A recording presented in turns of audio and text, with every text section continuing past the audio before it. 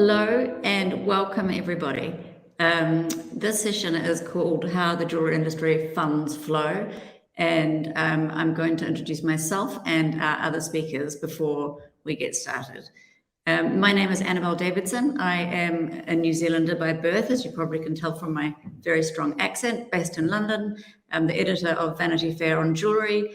I am also a freelance writer for a number of different publications. I've written for British Vogue and the New York Times and the Telegraph over here in the UK. And I have a special interest in the provenance of the materials that go into jewellery, which is the subject that I love. Joining us today, we have some incredible speakers. We have Dr. Joseph Hanlon, probably one of the world's foremost experts on Mozambique, a prolific author of many books and a longtime journalist, and a visiting senior fellow, Department of International Development at London Schools of Economics and Political Science. We have Sara Yood, Deputy General Counsel from the Jewellers Vigilance Committee, Marechal, Sector Lead Minerals and Extractives for the OECD Centre for Responsible Business Conduct, Dewa Mavhinga, Southern Africa Director for Human Rights Watch. And we are going to get started straight away with Dr. Hanlon, who is going to present his special subject of interest, which is Mozambique. And after that, there will be time for questions at the end of everyone's presentations. So Dr. Hanlon, take it away. Well, thank you very much for inviting me to this conference, and good afternoon or morning, whichever it is. It's afternoon where I am. I want to talk about Mozambique's ruby curse, and I want to start with a brief history of Mozambique because that's relevant to what has happened. Mozambique was a Portuguese colony. There was a decade-long war by Frelimo, which finally won independence in 1975. The socialist government under Samora Machel was not acceptable to the United States. This was the height of the Cold War, and so the 1980s saw a proxy war with the US allied with apartheid South Africa, which killed 2 million Mozambicans. It's a war that very few people in the United States know about, but 2 million people died. The end of the war, at the end of the Cold War, all of the US proxy wars stopped, and the World Bank and the IMF helped to rebuild Mozambique. But there was a condition that the Frelimo leaders who had been socialist had to become both capitalists and oligarchs. And the motto was the motto of the era, greed is good. Remember, this is the post-Cold War period. The same thing happened in Russia, Eastern Europe, Central Asia. It was called shock therapy. Mozambique was the only country in Africa where this was imposed. The independence struggle had started in Cabo Delgado province in the far north. 2 local generals in the independence war are still on Frelimo's ruling political commission, and they took control of Cabo Delgado province. The World Bank-backed greed is good meant the oligarchs prospered, but the local people did not. You have to remember, this is not the model that Frelimo and the Mozambicans wanted. The United States killed 2 million Mozambicans to impose this model on Mozambique. And that is the background of issues that we're discussing at this conference. Now, Mozambique also has a long history of artisanal mining of gemstones in northern Mozambique. And those miners are known by the Brazilian word garimpeiros. And there are many kinds of stones, but Mozambique is best known for tourmalines and rubies. And there are thousands of garimpeiros in Mozambique. In 2009, garimpeiros found a major ruby deposit in Montepuez, Cabo Delgado. The local oligarch, General Raimundo Pachinwapa, used his power to grab 34,000 hectares. But it was occupied by villages, by farmers, by garimpeiros. He tried to clear it by force, but has never totally succeeded. And a decade later, that struggle continues. Partly because those displaced have no way to earn a living. There's no farmland, other farmland in the area. There's no other jobs. The reason the West created the oligarchs is that the oligarchs, thank you. The reason that the West created oligarchs in the first place is that they control the local land and resources, but they use Western companies to exploit it.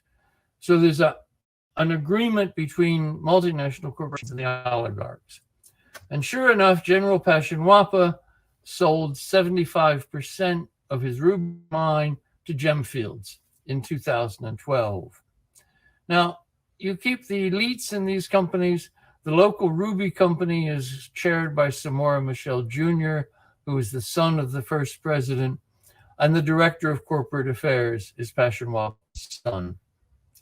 Now, there is still considerable violence in the area, and the tort and human rights violations were first exposed by local journalist Estacio Veloy in 2015 in a widely seen Al Jazeera film.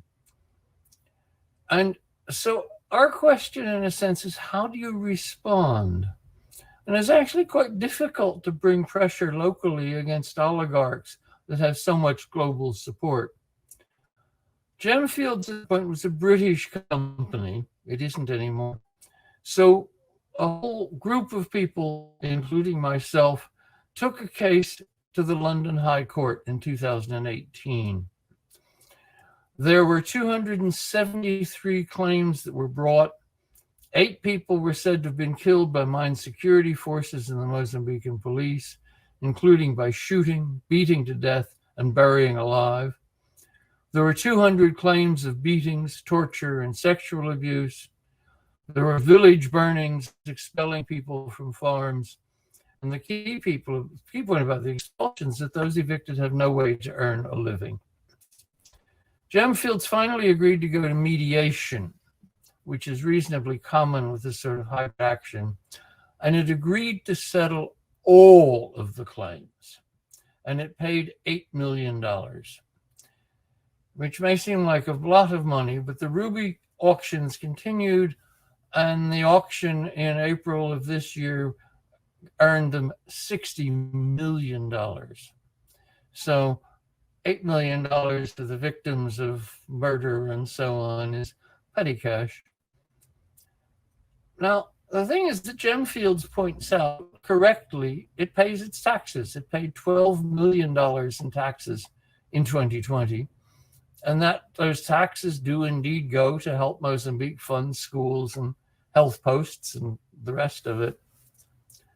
But the violence continues, albeit at a reduced level.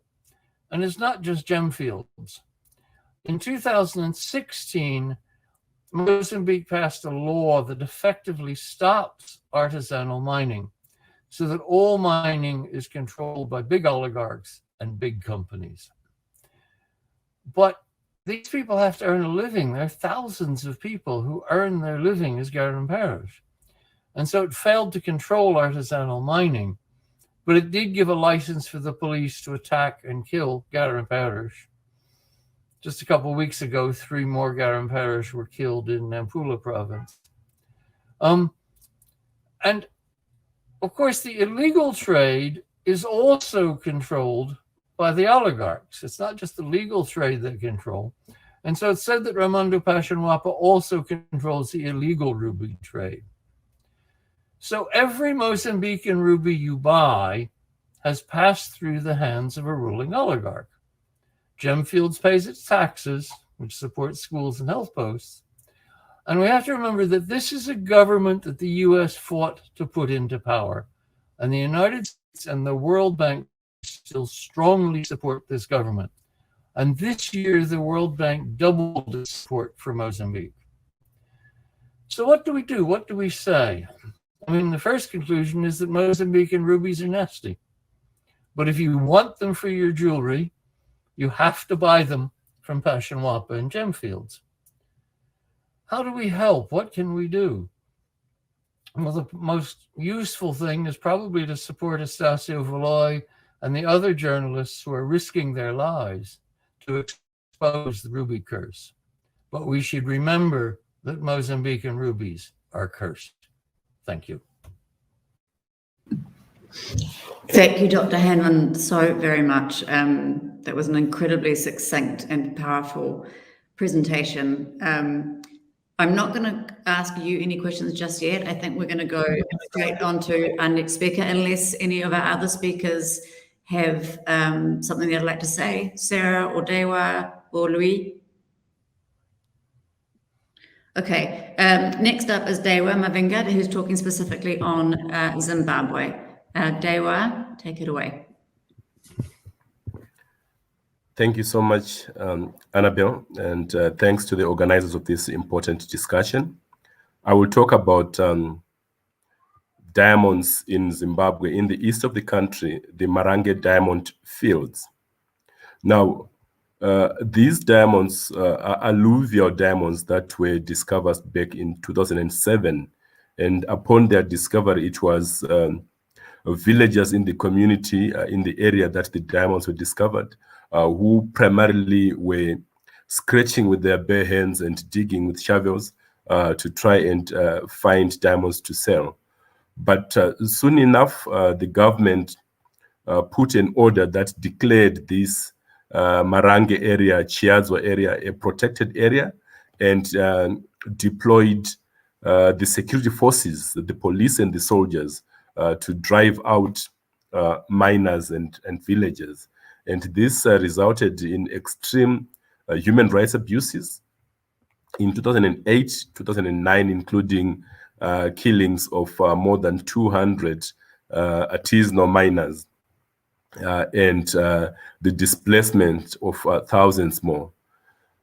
In 2009, Human Rights Watch and other groups raised alarm around the abuses and appealed to the Kimberley Process Certification Scheme, which is responsible for the governance of diamonds globally, to take action and ensure that human rights abuses in Marange diamond fields come to an end. There was a strong resistance from the government of Zimbabwe, which did not want to remove the military and the police from those fields. And there were a number of companies that were put together to mine the diamonds, including joint partnerships between the Zimbabwean army and the Chinese companies. So there was Anjin, which is a joint partnership between the Chinese and the Zimbabwean governments. There were a number of other interest groups, including Russian mining companies, and all those companies were coming together, had to have a 50-50 partnership arrangement with the government of Zimbabwe. The biggest challenge was of human rights abuses and smuggling and looting of the diamonds, which the government was letting happen because many of those that were responsible for the looting had connections to the security forces and to the government. The Kimberley Process Certification Scheme, in its intersessional meeting in Namibia in June 2009, then took a decision to press the government of Zimbabwe and to insist that there should be a suspension of the sale of the Marange diamonds from Zimbabwe, pending the implementation of a work plan that would see human rights violations ending in the fields, in Marange diamond fields, and then also the government putting in place mechanisms to prevent looting and smuggling, and also to ensure that the companies involved had clear mechanisms for accountability. This was not properly done, but a few years later, the suspension of the Marange diamonds was lifted. The bulk of the army was removed from those diamond fields. The levels of human rights abuses lessened, but the looting of the diamonds, the smuggling of the diamonds, which was almost state-sanctioned, continued and even increased. So much so that at one point, formally in the Parliament of Zimbabwe, the former president of Zimbabwe, Robert Mugabe, the late, publicly acknowledged that as much as 15 billion US dollars worth of diamond revenue had not been accounted for, could not be accounted for. There were a number of reports that were compiled locally by Parliament and by others that showed that there was excessive looting of those diamonds. There was no accountability. There were systems in which these companies would not declare the real value of what they were taking out of the country, which meant that there was no tax paid, and which meant that there was virtually no accountability. And so in terms of who benefits from the diamond revenue in Zimbabwe, primarily, when you look at the case study of the Mavhinga diamond fields, it is primarily the state and the companies involved, including the Chinese, the Russians, and others. We have links and connections with the state. The people of Zimbabwe, who should otherwise be benefiting by way of royalties and taxes that are paid by these companies, are losing out because of massive corruption and because of these systems of diverting resources and lack of accountability that exists at the moment in Zimbabwe. We have raised issues about the need to end corruption and to ensure transparency and accountability. And over the years, since the discovery of diamonds in Mavhinga in 2007, we have seen that communities have repeatedly been, complaining, protesting, demonstrating about how they have been abused, how they've been displaced without compensation, how they have been subjected to abuses by state security forces, private security guards of these companies, and how they have not benefited from this diamond resource in their area. So as far as they're concerned, the diamond resource has become a curse, because instead of benefiting, they are on the receiving end. The area where they live in has been cordoned off. It is declared a protected area in terms of the law, which means that access is restricted. People have to apply for permits to be able to go into those areas.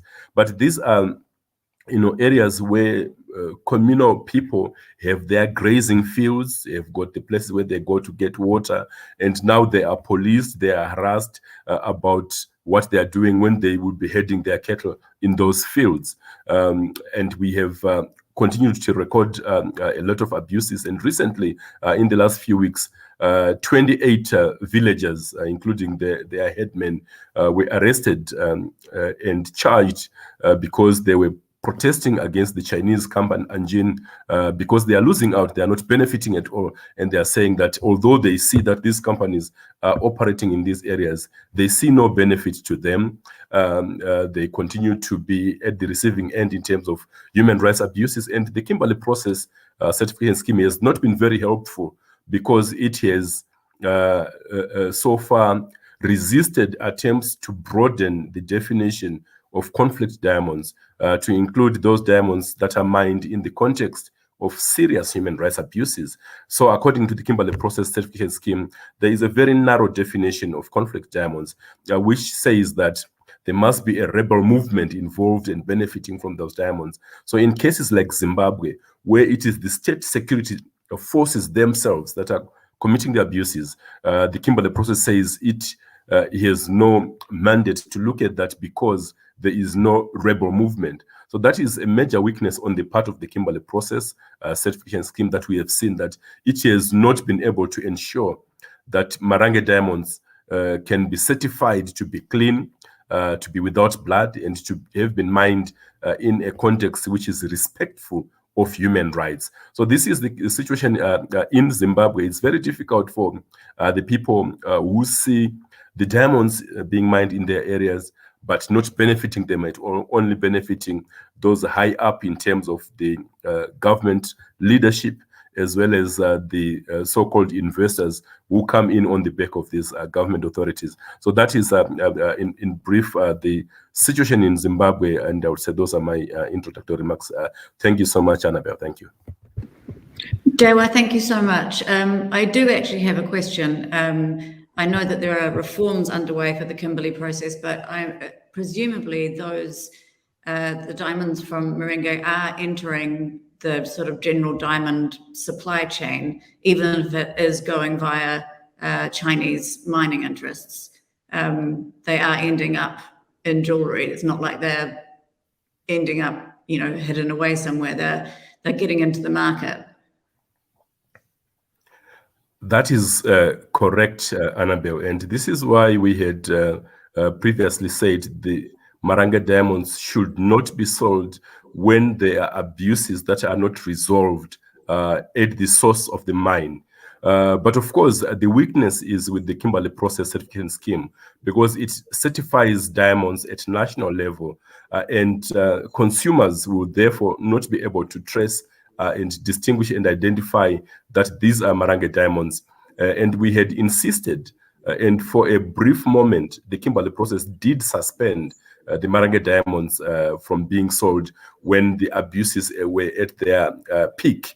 But now, when there are hundreds of people suffering, there is no attention to that, and the Kimberley process has moved away from monitoring, attempts to correct the human rights issues that are in the fields. And therefore, as we speak, the Mavhinga diamonds are not restricted. They are being sold on the global market, and there are no limits in terms of where they end up. Thank you.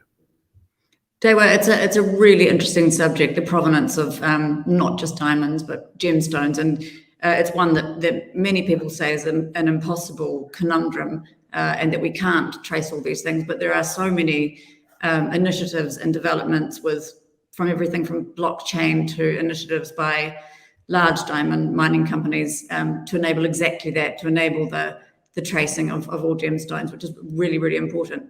There's a side conversation going on that we are going to come back to. Sean Gilbertson, CEO of Gemfields, is on the chat, and he's talking with Dr. Hanlon, but we'll come back to that because I do want to give everyone a turn. So thank you so much, Dewa. And next we are going to go to Sara Yood, who is going to be speaking specifically on Myanmar, jade and rubies and sanctions. Thank you, Annabel, and thank you everybody for joining us today.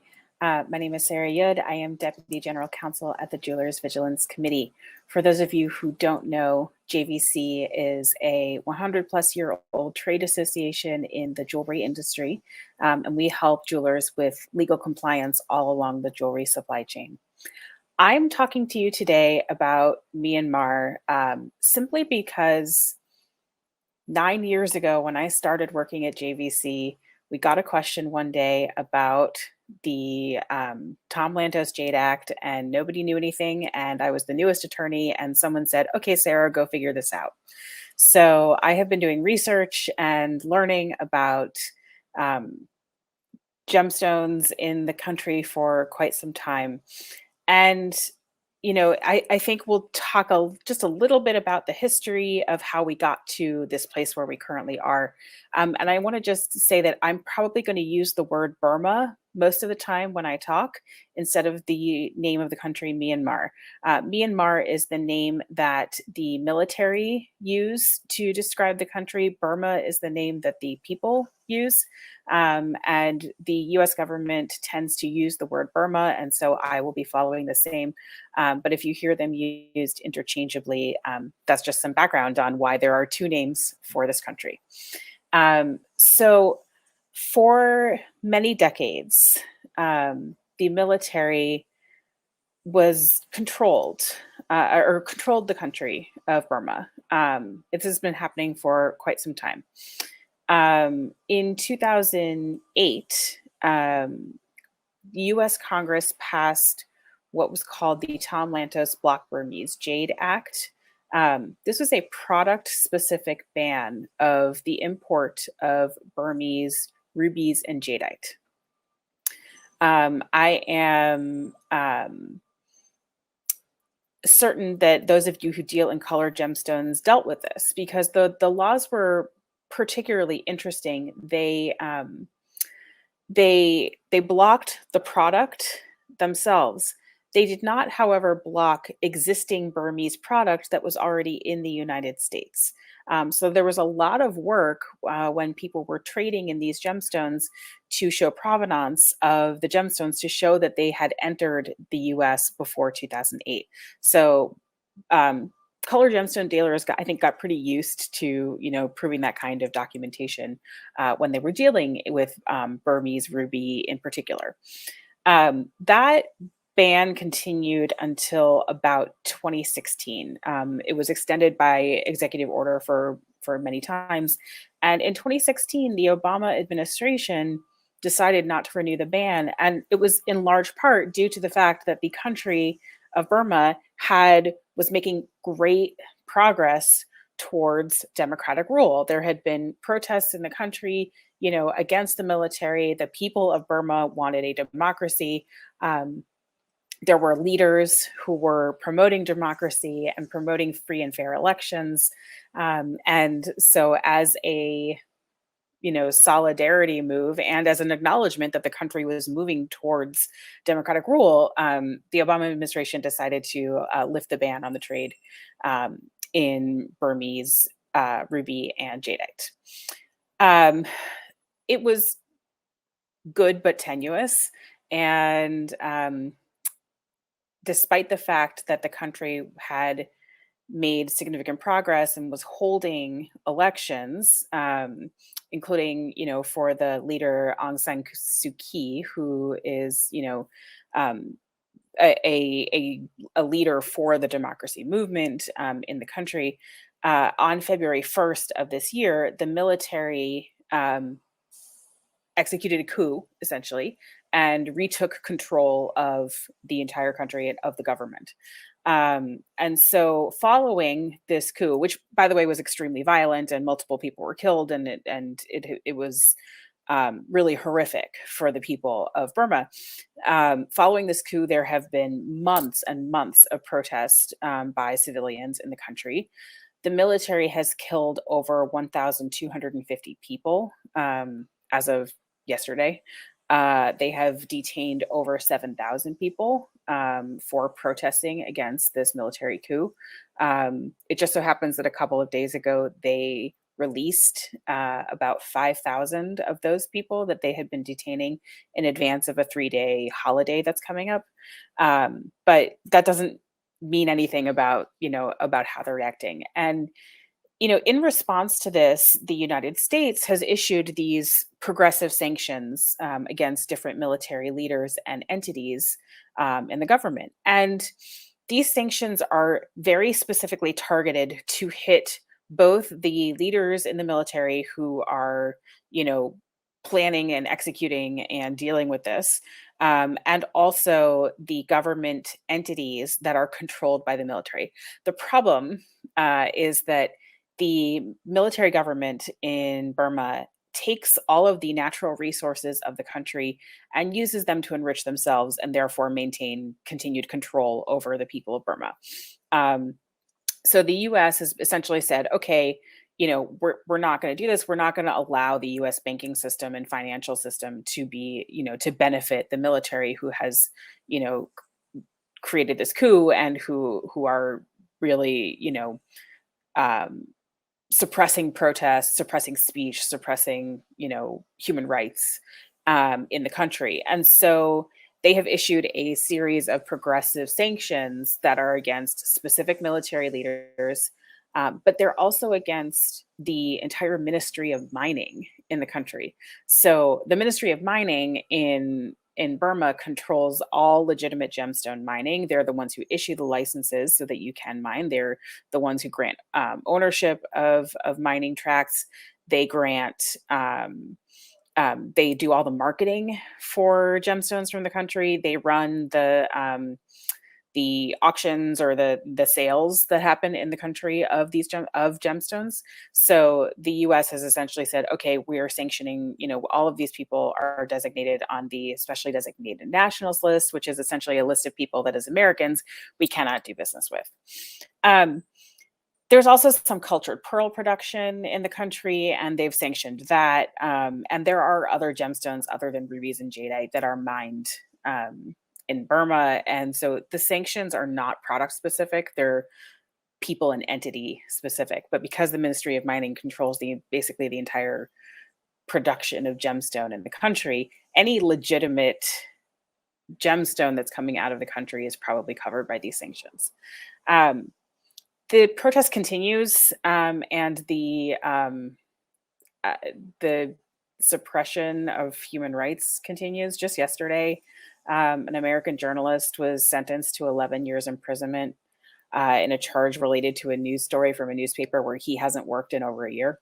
And it was a sham of a trial. And, you know, this continues to be, it continues to be a challenge for anybody in the color gemstone business, because you have to really be sure that any material that you're dealing with is not originating in Burma. It's very hard to do. We also know, or can, you know, I think very reasonably assume that there are probably gemstones that are being smuggled over the border into Thailand and then sold as Thai origin products. So it's really important to make sure that you know who you're actually dealing with, who your suppliers are, where they are getting their products, and making sure that you understand truly, you know, how the sanctions work and how to operate them within your business. Thank you. Thank you, Sarah. I was going to save this for the end, but as we discussed while preparing, I asked you to come up with 5 questions for all the jewelers listening, all those starting out in the jewelry trade. What questions should they be asking of potential suppliers of materials, ruby, emerald, gold, otherwise? What questions should they ask of their suppliers, at least as a start? Sure. So I have 5 suggested questions that, you know, people can expand on these. There are many companies in the jewelry industry who have quite a long vendor questionnaire that they ask their vendors to fill out. But I think these 5 are sort of the basics on what you should be looking for. So the first question is, how long have you been in business? Just because a business is new doesn't mean it's illegitimate, but certainly people with experience may better know how to navigate this complicated system. The second question is, where does this material come from? If you are dealing with rubies that are coming from Thailand, I think there's a reasonable risk that those rubies might actually be Burma origin. So you'll want to ask where the material comes from and how it got there. The third question I encourage jewelers to ask is, you know, what beneficiation does this material provide for the communities where it is mined? It's a complicated question, and I don't know that there are a lot of, you know, great answers that you're going to get, but we have to start asking these questions of our suppliers to let them know that it's important to us, that this is a value that we want to care about as we're selecting our products. The fourth question is, has the material been treated? This is actually just important to know, because if it has, you might need to disclose that to your consumer, and it'll give you information on how to handle the material. If, you know, if emeralds are oiled, for example, you might treat them differently than you would if they weren't, or, you know, things like that. So has the material been treated? And then 5, the question is, who are your business partners, and do you have an anti-money laundering program? Here in the US, it is actually required that we make sure that our suppliers have an AML program. Our suppliers are precious metals, precious gems, and finished jewelry. So this is a required question by law, but also you'll want to make sure that, you know, the businesses and people that you're dealing with are also themselves dealing with legitimate actors. And of course, there's like this, you know, huge question about beneficial ownership. The U.S. is moving towards a, you know, a system where they're essentially trying to eliminate shell companies that businesses can hide behind, and I think that's coming down the pike in terms of you know, continuing legislation and regulations here in the US, where not only are we going to need to find out who our suppliers are, but we're going to need to find out who the beneficial owners of those companies are. So those are the 5 that I would start with. And of course, you can expand from there. Sarah, thank you so much. I think a lot of people are scared to ask questions, and I know from being quite a nosy person and asking all sorts of jewelry companies. Me too.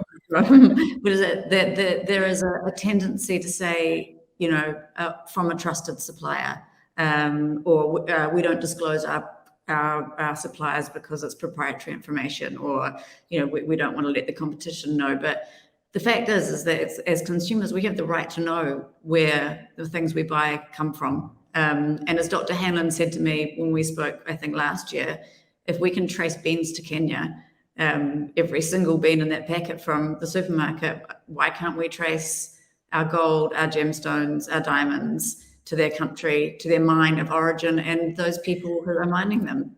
If you can put a QR code on my avocado and tell me where that was grown, I'm pretty sure we should figure that out for more expensive material. Yeah, well, there's lots of things. I know. I can see Brandy Della, we can trace diamonds, and I know that a lot of amazing work is being done. There's a lot of initiatives. This is just in our chat, by the way.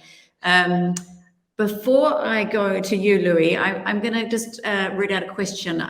I'm trying to work out whether I can invite Sean Gilbertson, who has just posted a question on our chat, whether I can ask him to go face to face with Dr. Hanlon, but I don't know if I can. But Sean says the idea that oligarchs control Mozambique. Also, by the way, Sean is, if I didn't say so before, the CEO of Gemfields. He says the idea that oligarchs control Mozambique ruby is utter nonsense. The idea that Mozambique rubies are cursed is nonsense too. I too am happy to talk about Mozambique ruby and to set the record straight. Dr. Hanlon has replied, Sean, are you saying that Pachinwapa, which is the general Dr. Hanlon has mentioned, is not an oligarch? And Sean has replied saying, I'm saying he does not control Mozambique ruby. Gemfields controls MIM, and MIM accounts for 94% of Mozambique's ruby, emerald, and sapphire income since January 2011. Dr. Hanlon, can I give you the opportunity to respond to that? You'll have to, yeah. Okay, yeah. Of course, he would say that. That's his business. And they did all of this campaigning 10 years ago about how these were wonderful rubies, and they settled in a British court accepting compensation for over 200 claims of misconduct. Carefully not said. What they said was, we don't admit we'll compensate all the people who claimed. But if you look back at the history of this, Pachinwapa, who is an oligarch, we'll both agree on that, grabbed 34,000 hectares, the whole mine, and used his forces and so on to try to clear off all the people who were there. So Pachinwapa was behind this, and he's the one who stopped the artisanal mining, which created many more jobs and much more local income than Gemfields has created since. And Pachinwapa still owns 25%, and it's the Mozambicans that are appointed are his son, Samora Michel Jr.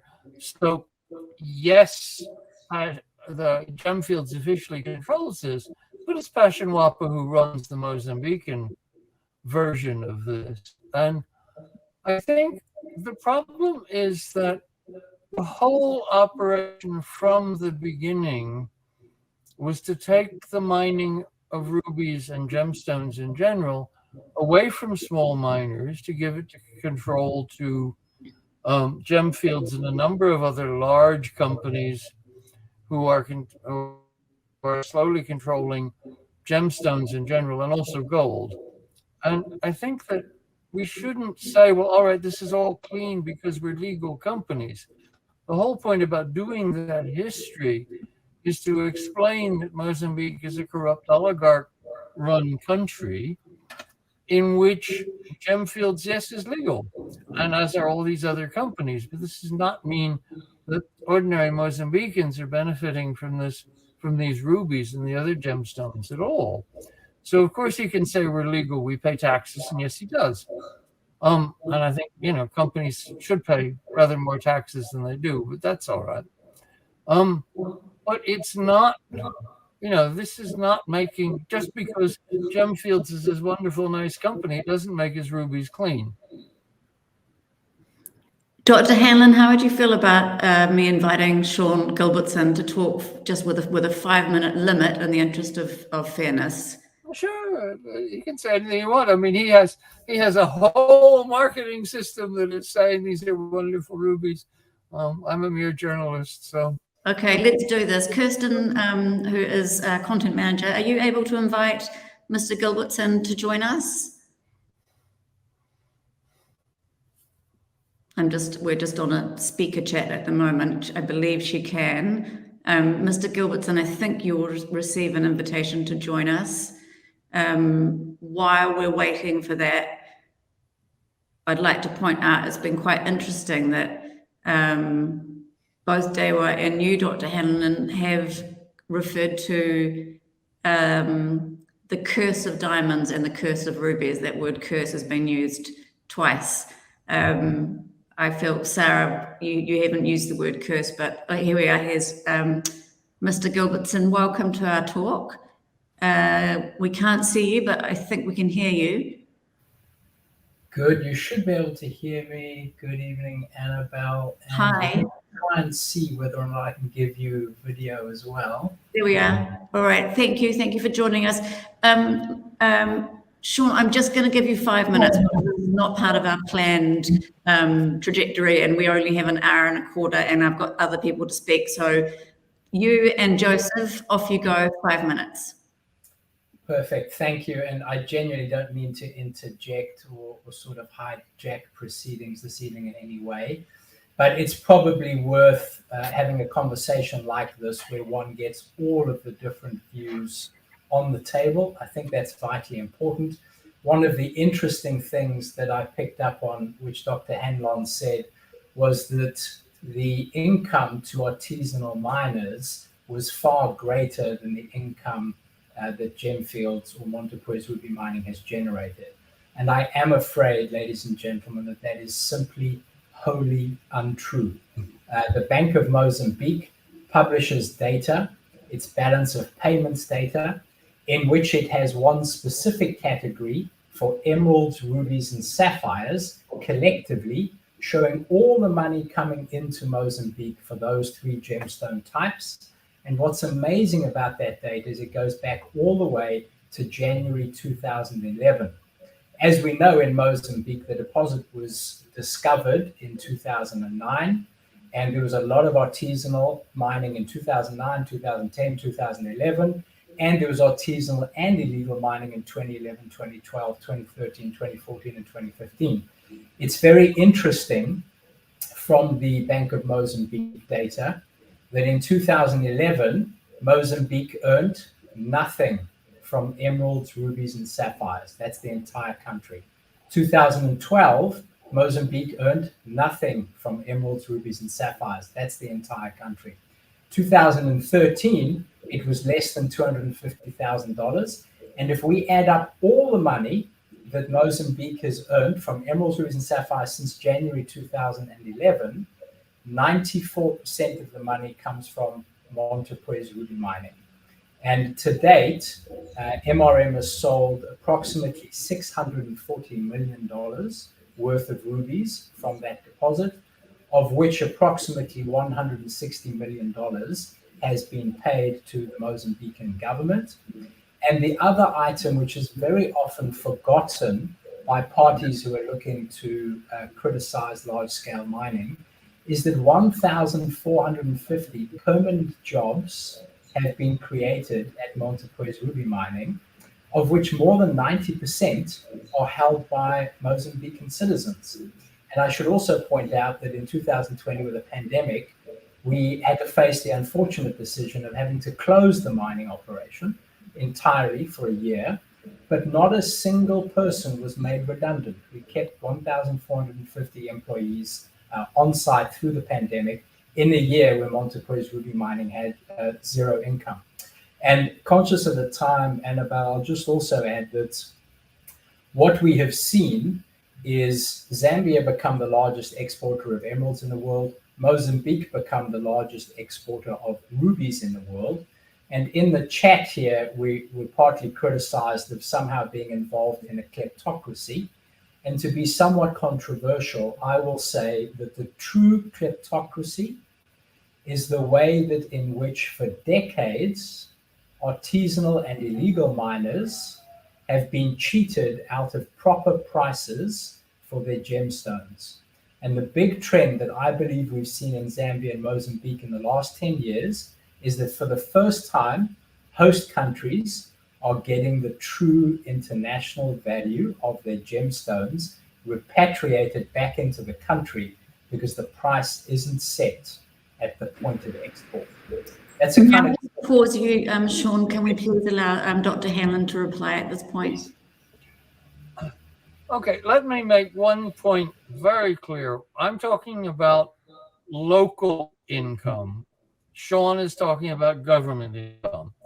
And that's actually very important here because basically Mozambique wants to capture the gem money for the government. And before Gemfields took over this mining, there were thousands of people on this land who were earning livings, and they were setting up, there were whole chains, value chains. Now, the problem, of course, is that the export of these rubies was all semi-legal because the oligarchs in Delgado controlled this, still do to a major extent. And so a lot of these gems were going to Thailand, rubies were going to Thailand, others. But the money which was being earned by the Garimperos and the economy that created is larger than the impact on the local community than Gemfields has now. Now, so the question in a sense here is, are we dealing with the benefit to the local people, or are we only worried about the tax money that goes to the government? Now, obviously the government needs tax money, and I'm not arguing against that. But other countries have encouraged structured artisanal mining with buying systems. This is very common with gold. And one of the things that the original independence government was doing was setting up artisanal mining cooperatives. And of course, that's one of the things that the US didn't very much like because they don't like cooperatives. That's socialist. So what we're looking at is, yes, by big companies controlling the mining sector, there is more tax money going to the government, but there is less resources which go to local people to support their living. And it's interesting. I mean, there's also a major war going on in Cabo Delgado now. And a number of the people who were early fighters in that civil war were people who had been displaced from the Montepuez ruby mines. And they decided that the only way that they could they decided they were going to fight against the government to try to get some share of the resources. So what we have is a situation where, yes, the government gets money, but the local people don't. And this is a problem not just with the rubies, but with tourmalines, with the gas, with the graphite, which is also in Cabo Delgado. So it's, how do we get, do we accept that, okay, it's large corporations and government that get the money, or do we want this to benefit local communities? Now, yes, as Sean said, there's 1,000 jobs created, but there were many more than 1,000 jobs in those 34,000 hectares before Pashanwapa took over. And remember, it was Pashanwapa who took the land. So you can never say that this doesn't come out of the oligarchs. Sean, I'm giving you 30 seconds to respond because it's not fair on our last speaker, Louis Marechal. No, of course. There's so much to cover here. And we should do another panel on this, but please go ahead. I'd love to repeat it on another occasion where we can delve into the detail because it's so vitally important. I don't think, with due respect, Dr. Hanlon, you understand the circumstances of the jobs that you think existed in 2009, 10, or 11. The conditions in those villages were absolutely horrific. It is not stable income. Many of the individuals there were run by syndicates, indebted to the syndicates, being paid 1 or 2 cents on the dollar for any rubies they found. They were not free to sell their rubies. Their rubies had to be sold to the syndicate that they were contracted to. It was a real mess. And I do believe that locally at the moment, Mozambican citizens get much more money than what existed in 2009, 10, 11. And it's a discussion for another day, but I would be really, really intrigued to understand how it is that you believe General Patriarba did a land grab over this area, and or indeed who all these evicted people were. There are 7 villages on our license. One of them, in Toro village, has been resettled by agreement with the provincial government, the federal government, and obviously also the communities concerned. But I'm conscious of time, Annabel. I appreciate your accommodating it. Okay, thank you very much, Sean, for joining us. And I am going to ask Kristen now to not kick you off, but say goodbye. And we, Dr. Hanlon, will come back to you again. But now we go to our final speaker, Marechal, who is going to be talking to us on the subject of gold flow in Venezuela. Thank you very much. I hope you can all hear me okay. Yep, you're all good. Fantastic. I initially wanted to show some slides, but I'm a bit cautious with the technique and technology, so I'll just stick to my speech. Thank you for having the OECD today. Good morning or good evening to all of you. I wanted to talk here today about a recent report that the OECD has published on the gold supply chains out of Venezuela. As part of our work here at the OECD, we regularly commission what we call baseline assessments of supply chains of gold, in particular in specific geographies. We've been working in the DRC, on Sahel, on Colombia, and so recently on Venezuela. Just some high-level figures and findings that I wanted to share here with you today before taking in some Q&As, which I always like best. The estimates of the research that was actually conducted by RC Consilium, which is a consultancy based in the US, was that approximately up to 75 tons of gold are actually produced on a yearly basis in Venezuela, all of which coming from artisanal and small-scale mining entities, because there's no large-scale mining operations in the country at the moment. So that amounts to approximately $4.4 billion of production on a yearly basis, which is quite stunning. And what the research has actually found is that all of the production and trade of gold in the country is to different extent associated with either severe violations of human rights or serious economic crimes, and also to some extent conflict financing, as several non-state armed groups that are active across the borders are involved in the production and trade of gold in the country. This all basically not necessarily started, but accelerated in 2016 when the Orinoco Arc mining region was opened by the government. Since then, the production has expanded beyond that region, but the gold production has been extremely intense ever since then. And what the researchers found is that you actually have two sort of distinct supply chain, one that was sort of called dispersed flows, and the other was called centralized flows. Some of the gold actually makes its way into formal / domestic legal channels in the country, and ultimately is channeled to the Central Bank of Venezuela, where it has an official legal status, and then through that central bank, the gold makes its way to international markets. The other channel, so-called dispersed flows, is where the artisanal gold is actually processed and traded informally and illegally, and leaves the country through transboundary smuggling networks, making its way through neighboring countries or other countries in the region. This second supply chain model is actually, to a great extent, controlled by politically exposed people. So people allegedly connected to the regime in Venezuela, as well as controlled by representatives of the official army, as well as, again, by gangs, domestic gangs, to some extent, gangs from the regions, and non-state armed group, as I just mentioned, in particular from Colombia. So the situation has only been worsening in the past 5 years. And our report actually calls on companies regionally and internationally to really check their supply chains to make sure that they are not sourcing gold that may be coming from Venezuela. One key finding that the research has uncovered is that a lot of the gold coming from the dispersed flows is actually channeled through the Dominican Republic. That was a key sort of unexpected finding of the research.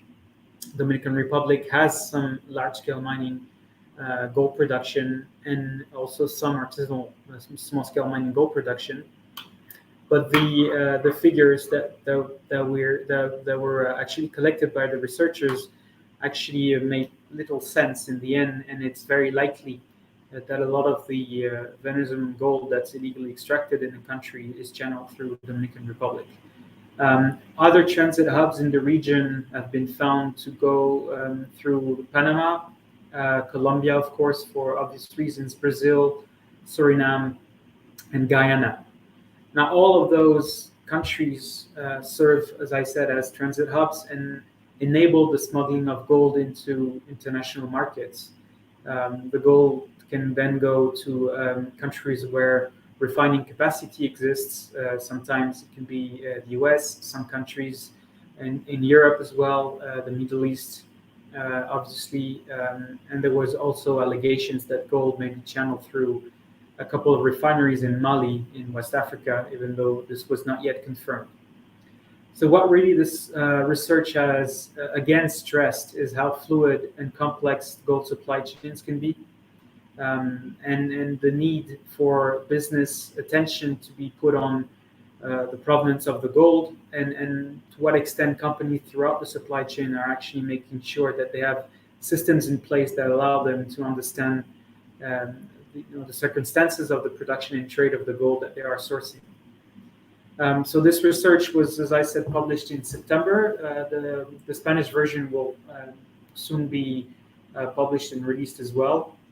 And we are looking at following up on that work with additional research, in particular on the role of free trade zones in the region, as well as maritime ports. Oftentimes, it is alleged that gold is smuggled through airplanes, and that is the most common way of getting gold out of the region. But one thing that we have found is that the COVID crisis has had an impact on that smuggling technique, that increasingly the role of maritime shipments may be increasing. So that's an area that we would like to further look into.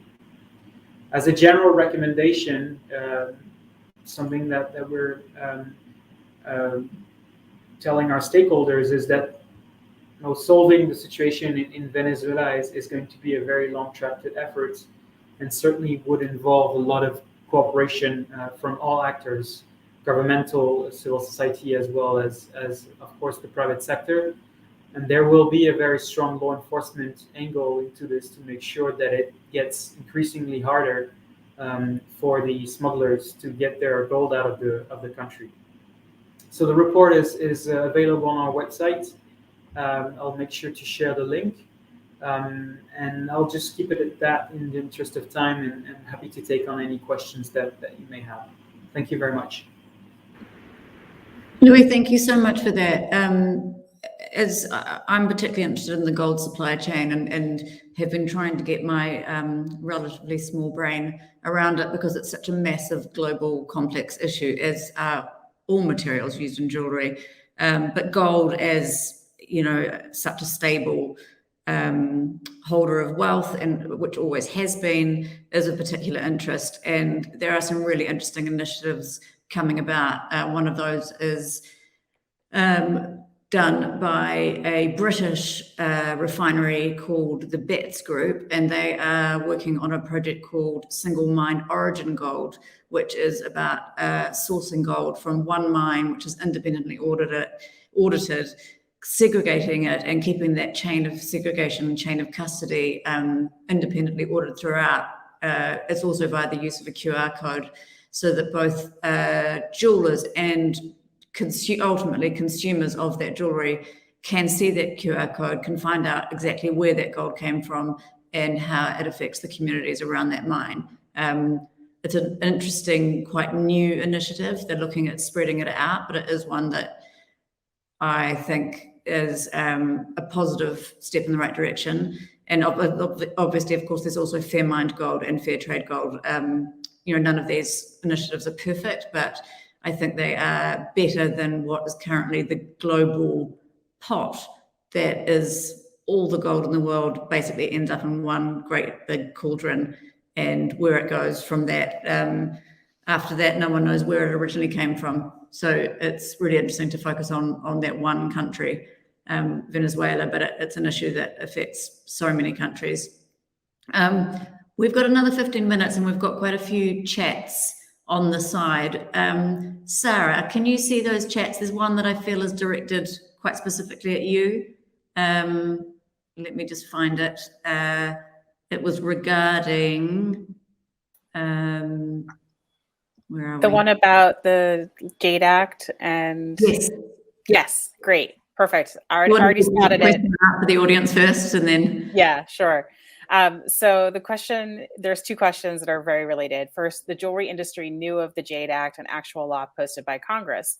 For certain, the vast majority of the jewelry industry does not know about these current sanctions. I am assuming these sanctions are by presidential action. Yes, the sanction, they're generally authorized by presidential executive order, and then the sanctions are issued by the Treasury Department. And I promise you that if you think the jewelry industry doesn't know about this, it's not for lack of me trying. I think I gave 5 presentations to different trade groups, was quoted in JCK and National Jeweler on this topic, and was basically like screaming out my apartment window about this as much as I could, starting in February and March when this started happening. But it is absolutely a problem. And then the second part of that question, which I think is directly related, is so under the Patriot Act rules, do we as jewelers need to report to Homeland Security if we are approached to purchase Burmese gemstones? Do we need to report the sellers? There is a way that you can report suspicious transactions to the US government. You're actually reporting to the Treasury Department, who implements the Bank Secrecy Act. There's a form called the Suspicious Activity Report Form, or the SAR. You can file them online. And yes, if you are approached with a transaction that you think is suspicious or potentially linked to illegal or terrorist activity or money laundering, you should absolutely report that using the SAR form. And if you are at a point where you think you might want to file a SAR, you're welcome to get in touch with me, and I'm happy to tell you, give you some information about doing that. Generally, the answer is if you think you have to file a SAR, you should be filing a SAR.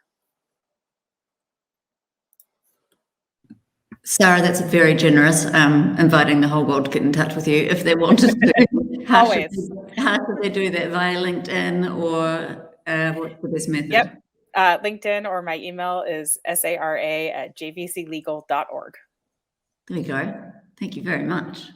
I'm just looking at some more of the questions. Where are we?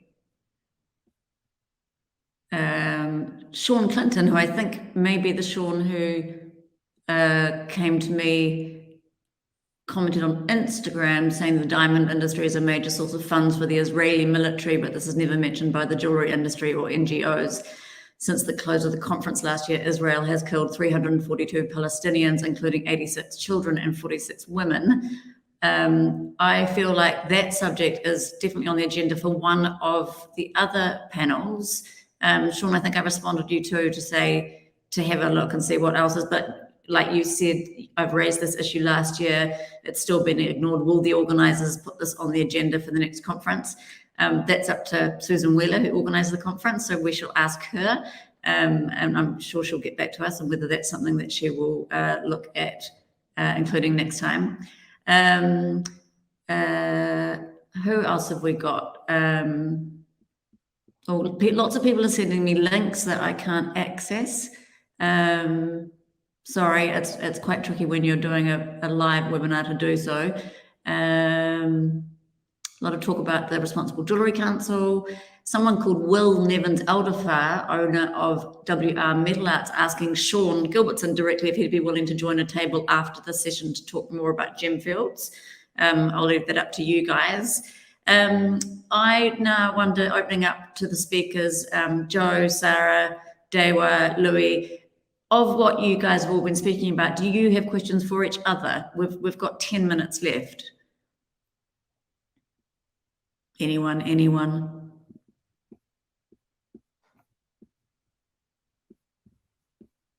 No?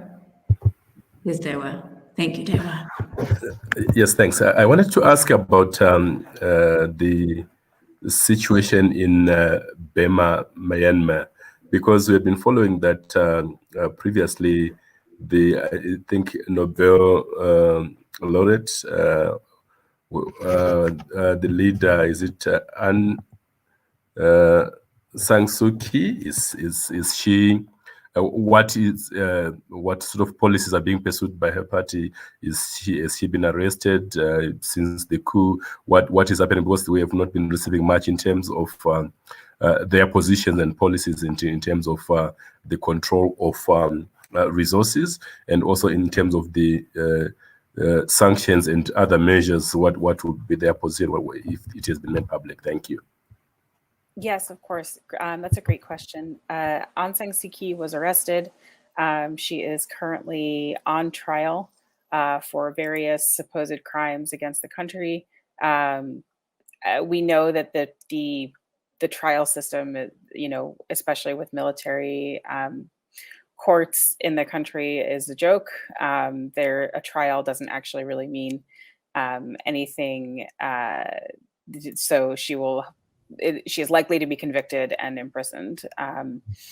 And in fact, other leaders of her movement have also been arrested, are in the process of being tried, will probably be sentenced.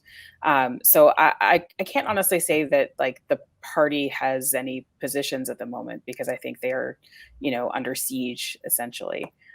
But I do know that the priority of the U.S. government in issuing sanctions has been to speak to people on the ground that they have access to make sure that the sanctions that they are issuing are hurting the military leaders and those who are controlling the government. And they're trying really hard not to harm the people of Burma. Of course, any sanctions on the natural materials in the country do hurt the people, but they are working very, very closely with NGOs and with others on the ground to try to make sure that they are not inadvertently causing a humanitarian crisis by issuing these sanctions. So it continues to be very complicated, and I'm not particularly optimistic. Many thanks for that. Thank you. Dr. Hanlon, did you have a question? Well, not so much a question, but a comment to you, in fact, that if we look at vegetable tracing so that we know exactly which farm produces the mange tout peas, this only works because it's being controlled by very large corporations. They can set up these very detailed systems to do it. So if we're going to do track and trace for gold, if we're going to trace gemstones, it does cede control of the industry to very large corporations. Now, I think we need to think about, do we think that this is the right way to go forward?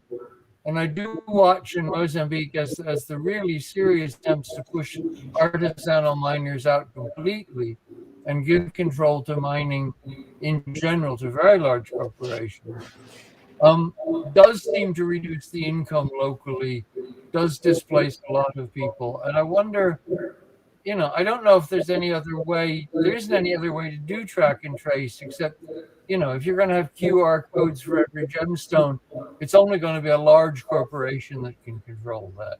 And I think that that's the implication of that amount of detailed tracing is that it is large corporate control. Yeah, I do agree with that. I think one of the shifts we're seeing is as consumers become more and more aware of problematic origins of materials, we are starting to see, and it's actually thanks to social media, the uplifting of small-scale artisanal miners in places like Tanzania. There's an amazing group of women, the Tanzanian Women's Mining Cooperative, and some jewelers are starting to think that rather than getting the highest quality gemstones from wherever, you know, from Mozambique for rubies or you know, sapphires from Sri Lanka, that actually they would like to work with materials that support a real community. And QR codes don't matter when we get to see pictures of women miners with a handful of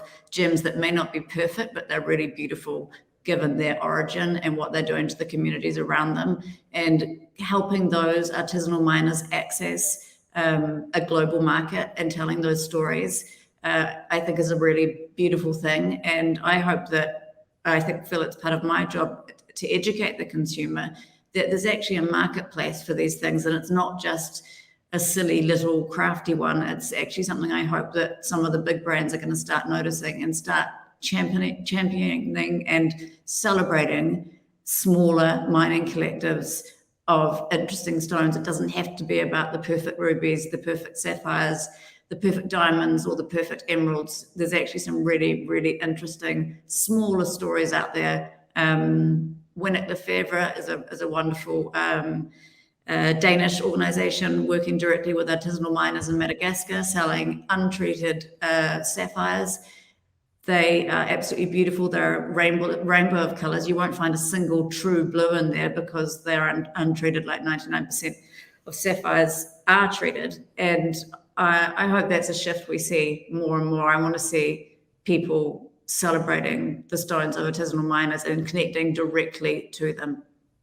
I would say that I would support that very strongly, and note that that's the way a number of the fair trade structures developed. Cocoa, for instance, and chocolate was by working directly with farming groups. It's used a lot with coffee as well. So I think that is definitely one way forward. We just need people to actually care about the materials and the beautiful things that they buy. You know, and all due credit to some jewelers who have been doing this forever and just quietly, and haven't really made a big song and dance about it.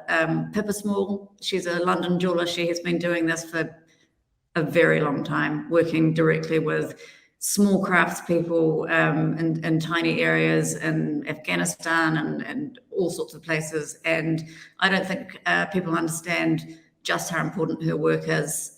She's been a real pioneer, but that's what I want to celebrate, and I want to champion in Vanity Fair. I'm not just about celebrating the jewels of the great maisons in Paris, etc. We need to see more of the beauty of the whole world and all the people that should be benefiting from the resources of the countries they live in.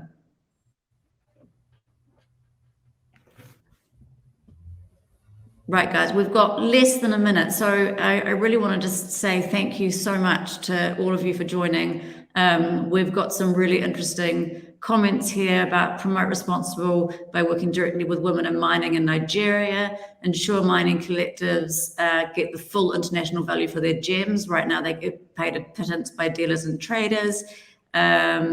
Someone's asked how much of the miners at Gemfields get paid. I'd suggest following Estacio Valoy. He's a Mozambican investigative journalist and an incredibly passionate man. He is searching for all those answers. What else have we got? I see, Sara, you've put up your Instagram. It's at Yood ESQ. Yanni Mellis, otherwise known as Gem Explorer, says that Winnick Lefevre are absolutely great. And people talking about tracking and tracing. Oh, Sarah's email address. Someone's asked for that again. Sara, would you mind? I already put it in the chat. It's in the chat. So everyone in the chat, if you want to find it, it's there. Is Sara, Sara @jvclegal.org. And I can also see that Moyo Gems are working with Goobelin to enable mine-to-market traceability. So there is traceability available for some artisanal mining. It's not just large scale. There is so much more we can talk about. It's such a huge subject. It's one that I try and write about as much as I can. But for now, thank you so much, everyone, for joining. Obviously, there's a hell of a lot more to talk about. Susan, thank you for inviting us all. And I guess we just say goodbye.